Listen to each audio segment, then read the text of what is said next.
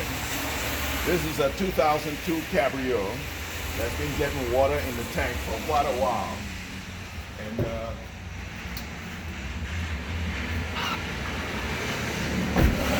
customer could not figure out how the water was getting in. As you can see, the wheel well is full, has a lot of water down in here. So after some checking, running a hose on the trunk, found out that everything was fine. I usually run it around the lights. There's one place they can get in, around the lights. And I also run it along here. And got to find out that it was coming in through this third brake light, which is damaged, as you can see.